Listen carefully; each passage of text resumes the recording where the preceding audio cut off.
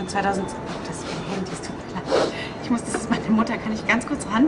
Ich muss jetzt einfach ganz kurz ran. Es tut mir wirklich leid. Majko, štaj? Ne, nisam nervozna, nemam puno vremena, ja sam ovdje u Minhenu i pravim intervju. Šta je? Ne mogu da dođem na vikend. Jednostavno, što moram da se naspavam i ti hrčeš celu noć, Majko. Ma moram da se naspavam. Nije protiv... Čekaj moment. Sabin me zove, čekaj. Sabin? Hallo? Nein, ich bin gerade in München, aber kann ich dir erst später anrufen? Wie meinst du jetzt das? Was, du bist schwanger? Was?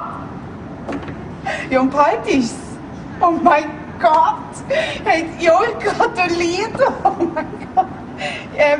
Kann ich dir trotzdem erst später anrufen? Du bist erreichbar? Ja, okay. Dann bis später. Tschüss. Majko, zovem te kasnije, važi. Ljubim, ciao.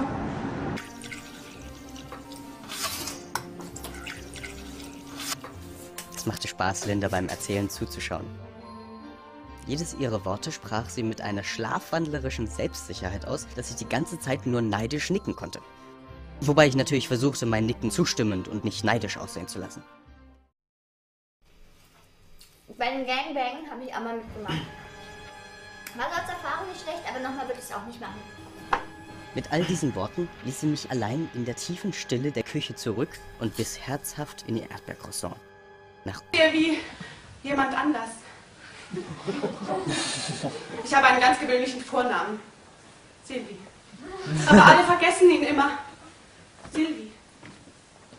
Sagen Sie mal Silvi. Silvi. Nur so. Silvi. Silvi. Nochmal. Silvi. Silvi. Silvi. Silvi. Silvi. Ich meine, das muss man sich doch merken können, oder? Silvi, das ist verdammt doch mal nicht schwer zu merken. Scheiße. Außerdem gebe ich mir Mühe. Immer wieder. Ich enthaare mich mit Wachs. Die Achseln, die Augenbrauen, die Haare auf den Brüsten. Ich meine, hallo, bitte schön. Das muss man erst einmal machen. Los, ich piss euch an. Mach die Maul auf.